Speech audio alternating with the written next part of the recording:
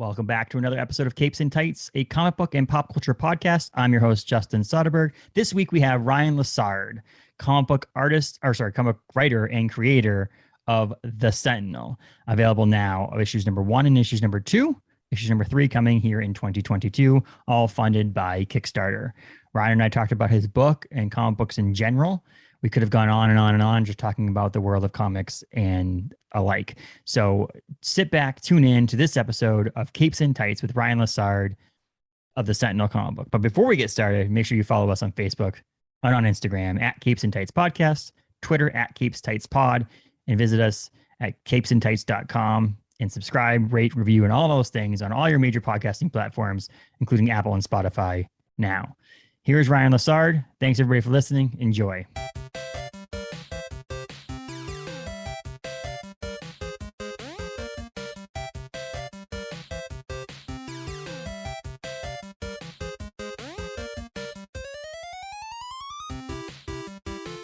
How's it going, Ryan? Thanks for joining me, man. Hey, Justin. Thanks for having me. Absolutely. I mentioned before we recorded, Adam is going through some transitioning things, so he will not be joining us today, but it'll be me and Ryan to talk some comic book stuff. And let's just dive right in. I mean, first of all, Ryan, Ryan and I met at quickly. I mean, it was a busy weekend at the Bangor Comic and Toy Con in 2021 in October. You were stationed right across from where we were stationed there. And it was an interesting thing because it was in a mall. But it was also like the first big event for a lot of us to go to since the beginning of the pandemic. But you ended up there because you're a comic book writer, or you're a writer in general. But what got you into comic books in the first place? Like, I like to love people's stories that way. Like, what got you into comic books? Like reading them or writing them, either way. Yeah, it's funny. We were in the mall. We were looking at each other longingly across the hall. They had me in the sort of main causeway, and you were in one of the storefronts. So just real quick, my name's Ryan Lessard. I'm a writer, a journalist, and the creator of the comic book Sentinel. It's sort of my sci-fi / space opera, my love story or my love letter to things like Star Trek and Star Wars, Battlestar Galactica, and so on. And I had always been writing stories, but I'd only gotten into writing comics maybe 2017 or so, after I sort of got into the script writing of it all. But I was reading comics before that. I didn't get into it like a lot of people did as kids. I didn't have like a big brother showing me his stuff, and getting me hooked. It wasn't really until probably 2008 or so, when the Watchmen movie was coming out, the Zack Snyder movie. And everyone knew it was based on a comic book. It was a famous comic book. I had never read it, so I was like, well, I'll check out the comic book before the movie comes out. And it kind of blew my mind, because I think I was still clinging to a lot of those old stigmas that comic books were sort of like, goofy, brightly colored, superhero kid stuff. And that sort of opened the door to this whole new world of independent, of adult themed, intellectually told stories in that visual medium. And it was really the perfect fit for me, because even when I was a kid, when I was trying to write stories, I would write like a page of text, and then I would draw a picture, and then I would write a page of text and I draw a picture. And I was actually known in school, like in grade school and high school, as the kid who drew, and I evolved, I guess, later on in life after getting out of school as the writer. And I drew a little less and less. But I always had that sort of visual part of my brain. And so writing for comic scripts just really clicked for me. I'm a very visual thinker. I can see the scenes. I actually went into college initially thinking I was going to do like filmmaking for that reason. But it's a very competitive industry, and I'm like a dime a dozen in our generation. So that wasn't for me. I switched majors, but I always had that itch to tell these visual stories. So I from Watchmen, I went on to other books like Joe Hill's Lock and Key, Neil Gaiman's Sandman, and the college library I was at had this interlibrary loan system. I was picking up these giant hardback tomes of Neil Gaiman's Sandman, and it was great. And I mean, countless other books that I'm neglecting to remember at the moment. But you know, I had my homework cut out for me starting that late. I was in my mid-20s, you know, I feel like I'm just still catching up.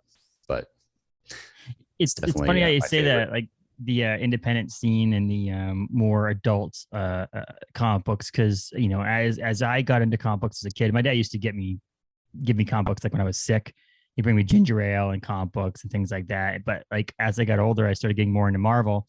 But it wasn't more recently. My buddy Paul, who owns Galactic Comics and collectibles in Bangor, we started talking about how more recently I got into more of the independent horror and other genres outside of superheroes.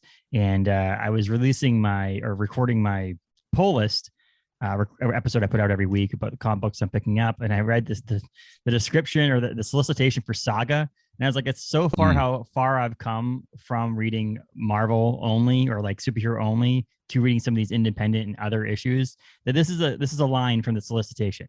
So just more pulse-pounding adventure, heart-wrenching character drama, and gloriously graphic sex and violence as Saga begins the second half of the series and the most epic chapter yet.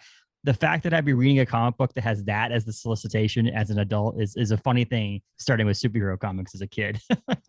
It is. I remember getting into Saga, and I've read pretty much everything I could get my hands on by Brian K. Vaughan.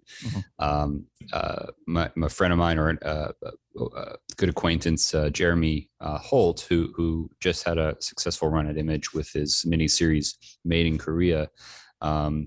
I met him at GraniteCon a few years back, and I was sort of picking his brain and stuff. This was early on in my process of getting into making my own comics, and their first recommendation was read Y: The Last Man. And I did. I went and I got all the trades, and they were totally right, because then the trades were even better, because in the back pages you have script samples from that same book, so you could go and look at the pages with the pictures and then flip back to the scripts and compare, and it's really a masterclass in that writing style. But also Brian K. Vaughan has this, like, he's just sort of an expert dramatist. He has this perfect pacing. He knows exactly where to land the beats. He always has those great splash pages at the end of an issue that like changes your whole, you know, perception of the of the story. And that was a huge inspiration. I've since gotten, you know, Paper Girls and the one with the lions in Baghdad and I don't remember that. I see. I read Y: The Last Man this year. I mean, that's because I listened to another podcast called Off Panel, and he had mentioned on the podcast that this show Y: The Last Man was coming on TV, and I was like, I don't know what this is. So first of all, I googled WHY, right? Because when you're speaking the word Y: The Last Man, it sounds like what they're saying. But I ended up seeing that the show was coming on, and I was like, yeah, I need to do this too. So I read the trades as well. And I love how you mentioned the script part in the back, because they're doing that in the new Walking Dead Deluxe issues that are coming out as well, where Robert Kirkman has added some of the script and the layout processing in the back of the issue. So it's like they now are releasing it in color, but also there's additional pages in the back of the book that have, like, you know, his script process and his writing process and all that stuff too, which is again fascinating. And you can compare that now to the book itself as well as the TV shows as well, to see all the comparison of all the different things that go into making a comic book or a pop culture thing in general, which is pretty sweet. But yeah, Brian K. Vaughan is one of those artists that writers that I stumbled upon and I've absolutely fallen in love with over the years as well. So I'm excited. Saga 55 hits the shelf this week, which is exciting as well. But we're not here to talk about Saga. We're here to talk about Sentinel, or Brian K. Vaughan in general. We're here to talk about Sentinel. So first of all, you know, we've already jumped in this, but what made you decide single issue versus graphic novel, making your book The Sentinel? I mean, It's not that I really thought it out that carefully. This is my first book, so I'm still sort of Yeah. dipping my toes in, and I figure the smaller I start, the better, before I get too deep and drown. It just seemed the natural choice. I had been writing them. I actually, there's a bit of backstory for you. Yeah. I originally wrote Sentinel as a spec pilot script for a new Star Trek series. This was back in 2012, and we were having kind of a famine of new Star Trek content. And it was clear that like CBS Paramount didn't know what they were doing. They didn't know what they had. They were just sort of sitting on this gold mine. And I was just kind of, it wasn't like quite fan fiction. It was because I was making my own characters, and I was sort of, I was writing the story that I wanted to see. And it's the common refrain, don't write a Superman story, write your own superhero. And that's how you will, get in. So I eventually took that advice, and I changed all the characters around, and I changed sort of the world around to make it my own, with the same sort of essential template, I guess you could say. You've got a sort of Federation alliance. You've got a sort of Klingon-esque warlike faction. It's a very sort of pluralistic, futuristic society with a bunch of different alien races. There's a sort of Starfleet navy, and my main character concept was unique even for Star Trek in that she was going to be this sort of embedded reporter, working alongside these sort of military types that we've always followed in Star Trek. And as a reporter myself, that was a natural idea. They say write what you know. So that was something that was interesting to me to sort of do something that we haven't seen before, but also represent reporters in a more positive light. I think in a lot of media, you tend to see, like sort of those slimy, smarmy, opportunist types, like in Die Hard, who like threatens ice on the poor nanny to like interview the kids, and it ruins everything and reveals John McClane's identity and everything. So that's the picture a lot of people have in their minds of journalists, because unfortunately so much of media represents them that way. And sure, there are a few unscrupulous TV personalities that probably earn that reputation. But I think most journalists in the world, people don't see. They're mostly writing in, for print media. They're earning the trust of their communities. They're doing their due diligence. They're researching. They're sticking to the facts. They're being as objective as they can, as ethical as they can. And really, it's an important institution to prop up a democracy, because without it, you can't keep the people in power accountable. And so the more and more our society sort of discredits and disparages the free press, the less secure our democracy is. So this means a lot to me, and I wanted to tell a story that showed the sort of the positive impacts of journalism, not just in a little nation state like ours, but on the galactic scale, and how that would work out, how that would play out. So, I sort of set out to tell that larger story, but it's sort of a space opera more than a sci-fi, at least at this stage. I would love to get a little episodic further out, but right now it's plotted out like it's 3 big arcs that sort of set the stage for an ensemble cast, large galactic scale threats, sort of politics, war, all kinds of stuff. I'm happy with the fact that you came out with it as single issue floppy comics, because that's just how I collect comics. I have very few actual graphic novels or trade paperbacks. So when I saw that you had single issues at your table, I was actually ecstatic about that. And, knowing going further, not even being aware of who you were, until I met you at Comic-Con. I now have the ability to back your Kickstarters in the future.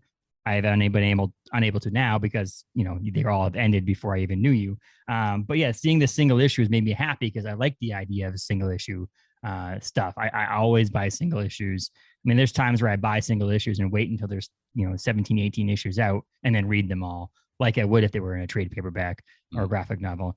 I just like owning single issues. So that was made me happy seeing that. Yeah, the other reason was it was sort of more cost effective.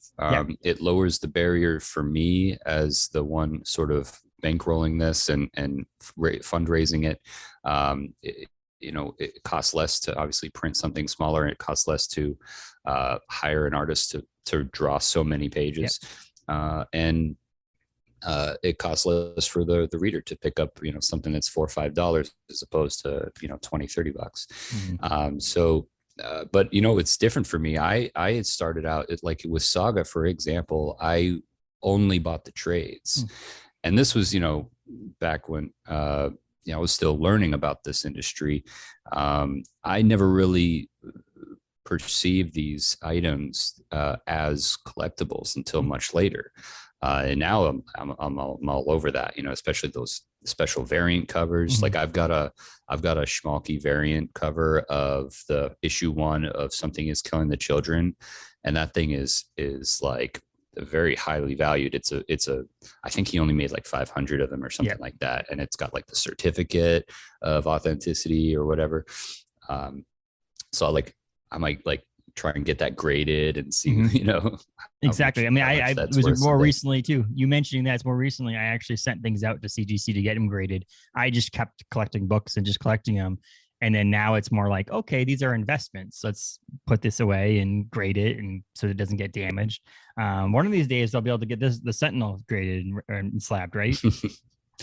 Yeah. I mean, I guess you could say that is also a pretty rare book. I mean, each Kickstarter, I basically have printed maybe 500 issues or so of these, you know, and when the time comes where I run out of these and got to do reprints, I'll probably have a new cover for that. So it'll be different for sure. I mean, this will be worth a bunch of money when the pilot gets picked up and, you know, option the rights to it for TV show and all that stuff. Yeah. Netflix, you're listening. Yeah, exactly. So speaking of, you mentioned artists in the less expensive way of doing it is single issues. You know, obviously I follow you and get your newsletter and stuff like that. So I know you've had some struggles and some challenges with artists along the way, but so you have issue 1 and 2 where with Jethro Morales did the pencils and the inks, and then Dash Martin did colors, right? Right. And then Adam, was it Willett? Adam Willett, yeah. Yeah, it did the letters. But for issue 3, it's changing up. What's with issue 3? Yeah, so I mean, this always happens, especially in the indie comics world. It's nothing unique to me or anything like that, but every once in a while you get a little bit of drama, a little bit of things getting mixed up in your partnerships. Unfortunately, Jethro, I had him lined up to do the art for issue 3.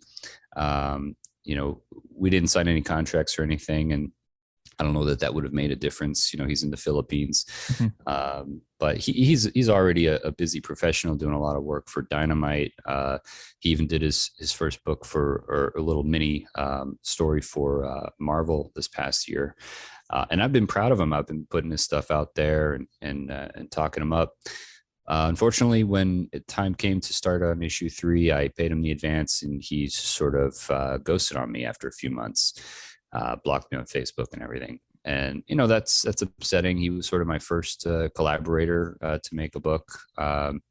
You know, maybe things are going hard for him. I don't know. But I had to basically scramble, find the money to make up for that, and find a completely different artist to replace him. Dash is cool. We're still cool. He unfortunately suffered a tragedy last year related to COVID. So he had to take a break from the book. So good news is I found Javi Laparra, who is a Guatemalan artist, and we've totally hit it off. We were even like playing shooters on PlayStation together, and we've got a great chemistry, great working relationship. We're very much more communicative, chatting all the time, comparing notes. And he's actually also a colorist. So when we had to look for a colorist, we did that together. He had a lot of useful pointers and stuff for this new guy. His name's Luiz Zavala. He's in Mexico.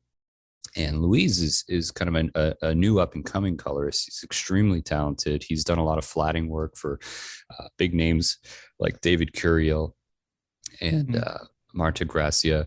And he is just killing it. He's just knocking it out of the park with these colors. And every once in a while, if we have notes or something, I can kind of delegate a little bit of that to Javi.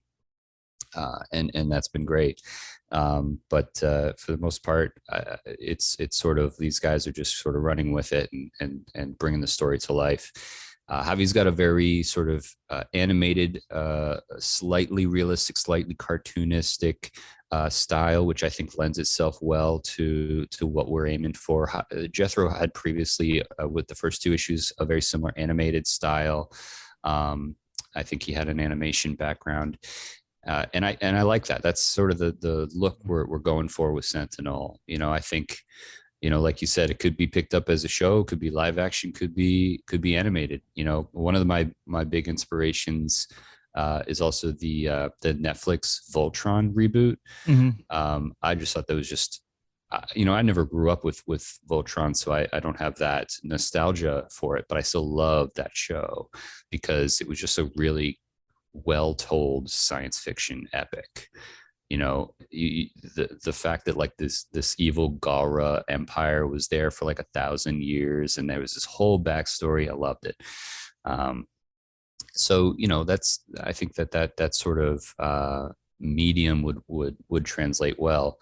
But when I was adapting it from this TV script, I actually found that in a lot of ways this made the most sense as a comic, because there were so many characters that I had made that were sort of like superheroes in a sense. Each of these characters had a thing, and that thing was not quite a superpower, but maybe in some ways, like Saris, the reporter, the main character, has this natural ability native to her species to sort of create this shroud of camouflage that basically lets her turn invisible to organics within a certain radius, within a vicinity around her.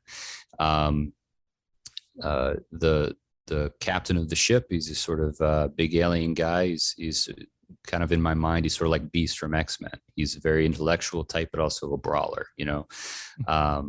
and the list goes on for a lot of characters that haven't been introduced yet, but in future issues, we'll hope. You released a sample page in your newsletter of the upcoming issue and stuff like that. I do really enjoy his art, Javi's art. I'm really excited for that new issue coming out as well, coming out in the future. But if you want to sign up for Ryan's newsletter, it's ryanlessard.substack.com. Sure, that sounds right to me. I don't have the URL in front of me. It is on Substack. Yeah. It's called Ryan News. I'm sure if you just Googled Ryan Lessard or Ryan News on Substack, you'll find me. I'm pretty sure. Yeah, and I get the newsletter as well. I'm excited. Like I said, I'm really happy. So I will say, we get a lot of, I would say, quote unquote, solicitations from independent comic book writers and artists to try to promote their comic book as well as other things. And we have to go through this somewhat screening process because Adam and I have talked, and we're like, obviously we're not this humongous podcast, but we've got a pretty good following, and we don't want to pitch something that we wouldn't read ourselves. And so before I even reached out to Ryan, I was like, okay, let me read these first 2 issues, because if I read these first 2 issues and they're not up to par, I'm not even reaching out to you. I'm like, okay, see ya. But we got Fair reading enough. on them, and I mean, you know that. I mean, it's we've gotten multiple ones. I only reached out to people in the first place, like to say, hey, would you like to join us on the podcast? After they reach out to us, if I do like what they're doing, I read a couple of pages. If it's pretty good for a couple of pages, I can read the rest of it and so on. And I've had to not respond to some people or decline because of the fact that I'm just like, I can't even get through 1 or 2 pages. Then I'm not going to promote your book, because obviously I don't want people thinking that we like that book. I read the first 2 issues and I was very excited and left me wanting more for issue 3 and so on. So I was very happy with that. The artwork's amazing. The layouts are great. The quality of the book, the printing quality is great as well. You did have the variant cover for issue 2, right? Who did the variant cover for issue 2? The line art was by Chris Campana. Okay. And it was also colored by Dash. Oh, cool. Dash Martin. And they've collaborated together. I met Dash through Chris. Oh, cool. Because they had done a few of his sword and sorcery books together, like Chosen and First World. Okay. Yeah, that's cool. When I first saw Dash's work. I was like, "Oh, this crazy! That's awesome." Yeah, that's awesome. Yeah, and Chris, I actually ran into at Rhode Island Comic Con back in, I want to say 2018 or 19, and he was just like, yeah, man, I'll do you a variant cover for free. I'm like, I'm going to hold you up to that. So when we got to do issue 2, I'm like, hey, I'm calling in that favor. Exactly. Right. You know, get a hold of that when you can, when someone does something like that for you. Absolutely. Well, it's the same thing. We talked to, at Comic-Con, now I'm going to forget his name, Dana Snyder. Who was the voice of, he's a voice actor, but he basically said to us, hey, well, I'll jump back on sometime in the future. We did a favor for him. So we can't say what show it was because it never ended up happening, but we actually left the Comic-Con in Bangor, and Adam and I went to another place to record voices that fun. Dana was doing for a television show on TV, a big TV show. And he's like, I need to be able to record this remotely. I need the equipment, and I'm the only one that can help him at the time. So we packed up our stuff. We went off and did this. And so Dana was like, when this show airs, I'll jump back on, talk about it, and so on and so forth. So I was getting ready to reach out and say, hey, I know it's airing on, this day. Can you come back on? And he immediately, before I even got a chance to send the message, I literally was like writing the message, and he sent me a message saying they opted to go a different route and the show will never hit air. His voices will never hit air. And so we're like, oh man, come on, are you serious? So I reached back out to him and said, you're still going to come on at some point. He's like, yeah, I'll come back on at some point. So I'm going to hold him to that. He did say that, but it was kind of funny. I was like, we were all excited. It was such an experience of a lifetime, and come to find out, I'll never actually be able to say on air or anywhere in public. I could say it in private, but I can't say it in public of what we did, because they don't want people knowing what he did, because he was supposed to replace someone else's voice, and the other person's voice is pretty popular. And so they didn't want people thinking they were going to, they just didn't want drama, I guess. But yeah, it was kind of funny. It was the weirdest thing. I'm in an office at where is this? The Seasons restaurant in Bangor. We're upstairs in an office recording, because we had to go to that office because there was a lot of crap in the office. And so that the voices would sound good. And I had to remotely connect to someone in California to do it, which was pretty sweet. But yeah, when someone says that to you, you hold them to it, especially in a world that you got some big names and some people that really can help further your cause, and they're willing to do it. You gotta make sure you keep on that for sure. Definitely. Absolutely. But yeah, so issue 3, you're funded that, right? You funded issue 3. Now it's just in the position. Yeah, we did the Kickstarter for issue 3 last spring. And so this has been a longer process than we had anticipated because of all that drama I had mentioned earlier. There were a few months of just nothing happening because I didn't know nothing was happening, first of all. Second of all, once I realized nothing was happening, it started a whole new process of searching for a replacement. But the inks actually just finished this week. That was my latest newsletter update. And we had already started on colors at the start of this month in January, because we basically gave Luiz the first half of the book to get started on, and he's been kicking it. So we're pretty close to having completed the principal production. My estimate is that we'll get everything, the lettering, the design work done to create a digital book by the spring. I'm pretty confident about that. The printing process is another kind of big question mark these days. It's kind of like, you don't know what you're going to get. People have paper shortages and all kinds of stuff. So I don't know. I've been using domestic printers, so I don't have the shipping issue so much. Mm-hmm. I'm not doing huge bulk print runs at this stage, but yeah, we'll see about that. But yeah, I would expect the digital copy, and there's going to be 2 variants, or rather, an A and a B cover. The A cover this time is by Chris Vance, who's a fellow Bish kid. I met him also at Rhode Island Comic Con a few years back. So he was sort of sitting with Ben Bishop and doodling, and we hit it off since then. He helped me with some concept art on behind the scenes. And then he did this main cover, which features a new character we're introducing in issue 3 named Zola Trist, and she's sort of this engineer aboard the ship that Saris gets embedded on board. And the variant, the cover B, is completely drawn by Dash Martin and colored. Oh, that's cool. Yeah, that's really cool. I like that. And I like the throwback to issues 1 and 2 with having him as part of issue 3 as well, even though he can't be a part of issue 3. That's pretty cool. Yeah, Chris Vance, he's got a great artist. I can't wait, but that's exciting. It's really excited to see the collaboration between, artists. That's one of the things. I work in the beer industry during the day, and it's one of our things that we, tip our hat to, is the fact that we're very collaborative in this industry. We'll help people out, not only on collaborating on beers, but we'll also, if someone locally is like, oh man, my order of whatever didn't come in, can I borrow some from you? And then when my order comes in, I can give it back to you. I just feel like in the art industry and the comic book industry is a lot of that too, where it's this, hey, I have a milestone issue. It's issue 50. Can you want to do a cover for it? Yeah, I'd love to do a cover for it. And those kind of things in the art world is pretty cool too. So even down with the independent art, artists and writers, seeing this, meeting at cons and saying, I'll do a cover for you. And, I would, sign up to do an interior page or something like that. It's really sweet to see that in this industry as well. Yeah, I actually I'm kind of connected with the local New Hampshire craft brewer scene.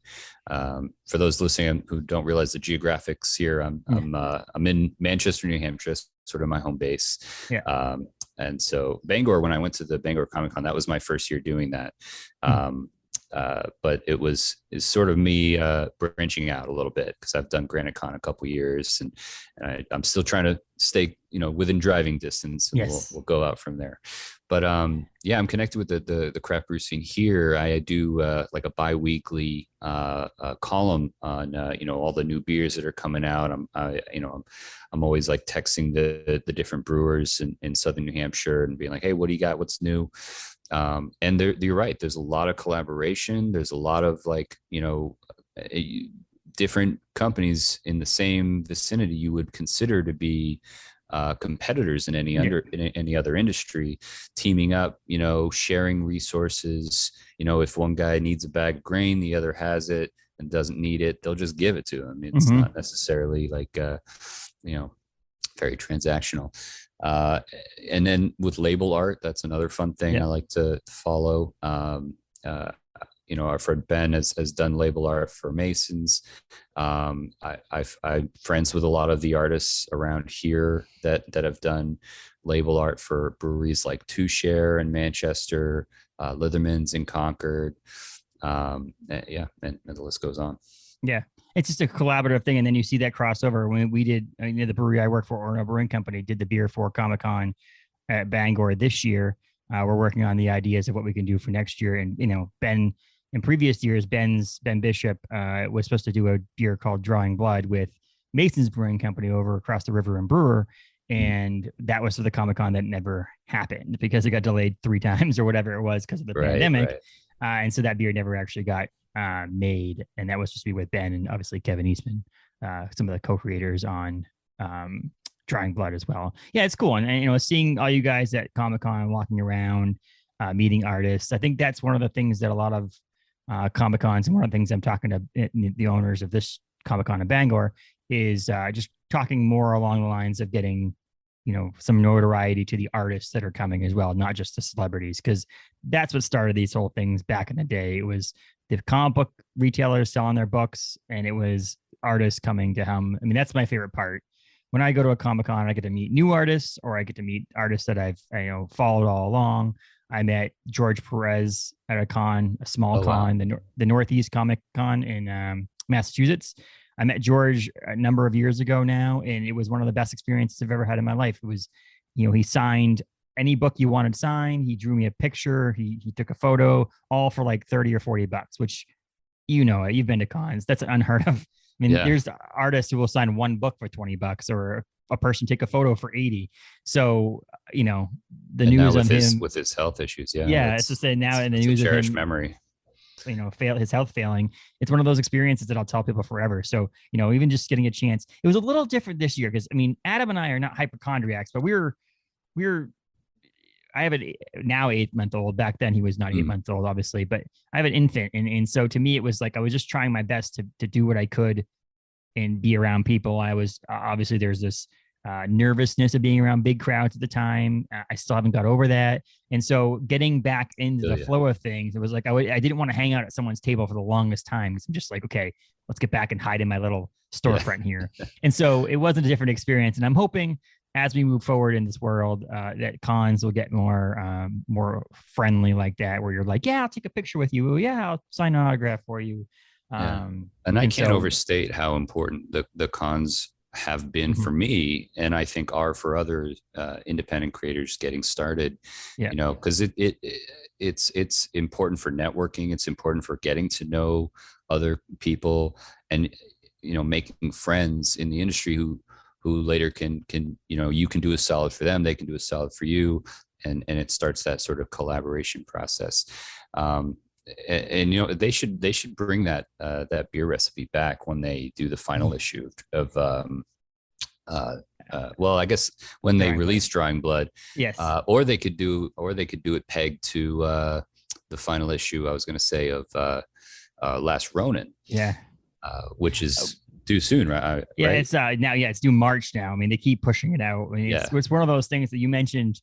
In spring, getting funded for, last year getting funded for issue 3. It's funny to think that they've, we're now spanning over 2 years. If you think about it, Last Ronin #1 came out in October of 2020, and we're now into 2022 for the 5th issue of a comic book series. It's kind of funny to think of how long it's taken them to culminate this whole series. Well, I can sympathize when you start to do the behind the scenes. You work with these artists. I mean, these are big books too. They're not small books. No, they're not. They've got multiple artists involved. There's so many things that can throw a wrench in your expectations.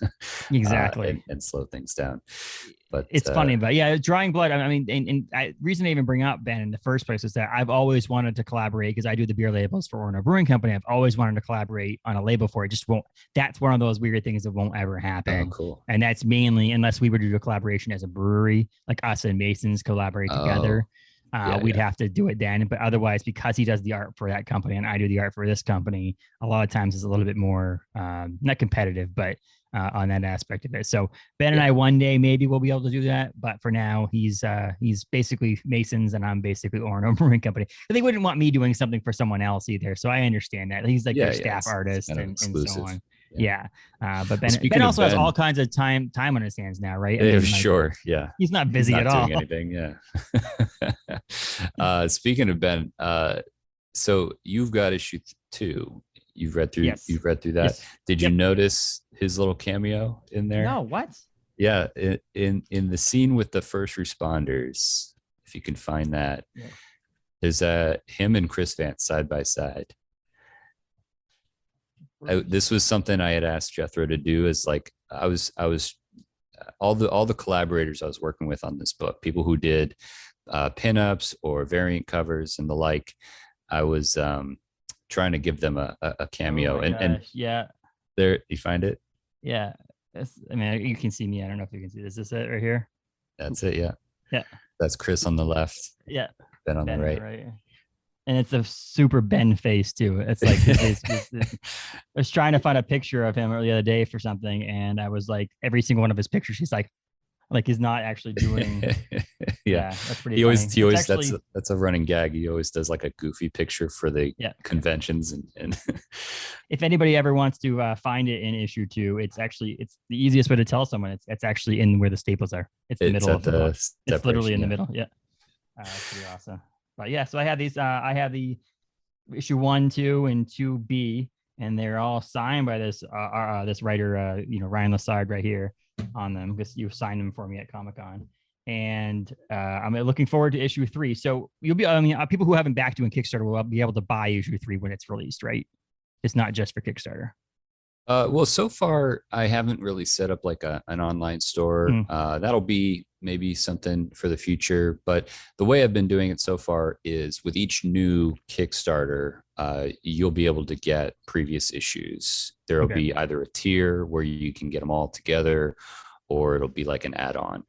Until I run out and need to print more, that'll be pretty much available to anyone who backs the Kickstarter. And that is a popular option, I find.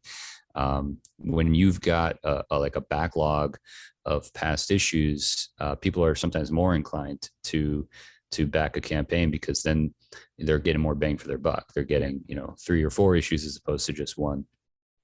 And if you're finding you, like for myself, example, if I met you before and I was backing issue, or you're on issue 3, and I didn't have issues 1 and 2, it makes more sense to just buy them all at once than it is to try to find you at a Comic-Con or something like that too. Other than that, you can definitely pick it up at a convention that I'm at. Pretty consistently, I'm doing Granite Con each year in Manchester, New Hampshire, and we'll see about branching out from there. It's sort of up in the air. I'm not really making any solid plans at this stage. More focused on making the books, but yeah, that's the only other way that I'm retailing it for now. If we have any learned anything in the past 2 years, is that you don't make plans past a certain number of days, or you make tentative plans for the future, but knowing that there's no guarantee that that's going to happen. And it's not just this pandemic; it's just in general in life.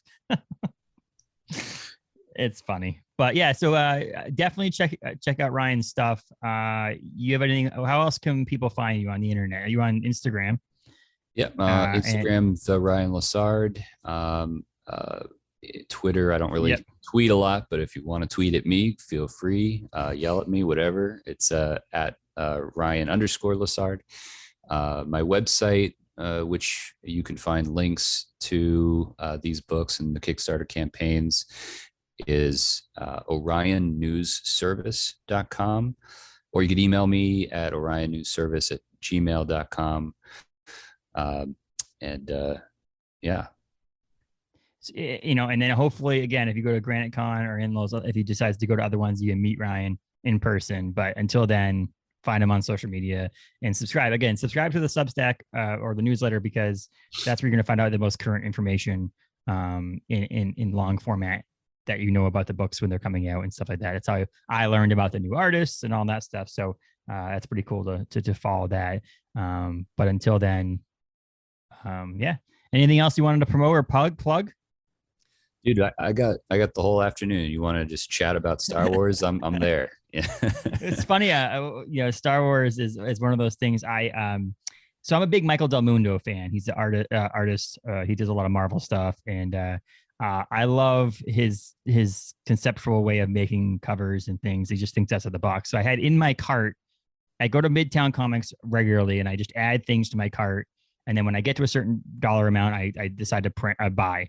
And a lot of times they're not like hot comics, so they're not like gonna sell out really quickly or whatever.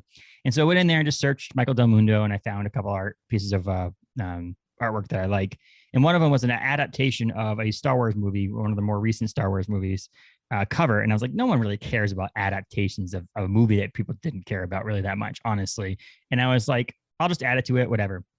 Well, I guess there was a fake trailer for The Rise of Kylo Ren that came out recently. And so this book supposedly has, something in it that made sense to be like a, spec book. And so when I went to like check out, I was like, oh, what the heck? Because now, according to some websites, it's going to be worth a bunch of money. And I was like, I was about to get it for $3 just because I like the artist. And now that was spec books, and now it's worth $30 or whatever. I was so pissed. But I was like, come on, man. We Paul and I a couple of weeks ago went on and on and on about speculation market and how stupid that is for the people who just want the artwork in the book, like the book itself, not for making money on the book. Yeah. Like, I mean, if you know, sometimes there is an intrinsic value there, but sometimes it's just a bubble. You know, we have to sort of learn from that lesson from the 90s. But, you know, it happens. It ebbs and flows. The history repeats itself. Yes. And I've taken advantage of it. I mean, because I buy a bunch of Marvel books, I bought Spider-Verse 1-6 last year. They came out with the Spider-Verse series, with 6-issue series. And the 6th issue, there's like 10 first appearances that supposedly could be in the new Spider-Verse movie this year. But they don't know for sure. There's no guarantee at all. I sold that on Amazon eBay for $100. I paid $4 for it on the shelf. I said, for the speculation of it possibly could have some characters in it. If none of those characters show up, that book will be back to $4 next year. And someone was willing to spend $100, and I was like, I'm not trying to make money on it, but if someone's willing to spend the money on it, and I don't need it, I've read it and I don't care about it. Yeah. And you know, maybe there is 3 first appearances in that book, and that book's worth $1,000 in the future. But I'd rather take the chance I'm buying something that I really want for my own collection for $100 than keep this book and hope one day that it becomes worth a bunch of money.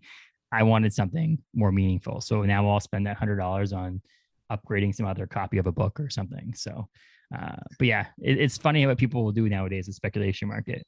Everybody should spec right now the Sentinels issues 1 and 2, that one day when it's on Netflix, you have the original copies of it. That's what I'm saying right now. Right. Absolutely. Yeah. You're sitting on a gold mine. But yeah, for sure. So I'm going to get back to my day job. I'm going to let Ryan get back to his day job, and we're going to close it up here. So check out Ryan online and listen to previous podcasts for us as well. And hopefully Ryan, you'll come back on at some point after 3 is released, and we'll do a little recap of 3. You agree? Yeah, man. I can come back on whenever you want. We'll do a little fireside chat about there you go, the next, big crossover event or whatever. And we'll get Adam on that one too when he's done figuring whatever else. He's supposed to know about his new job today.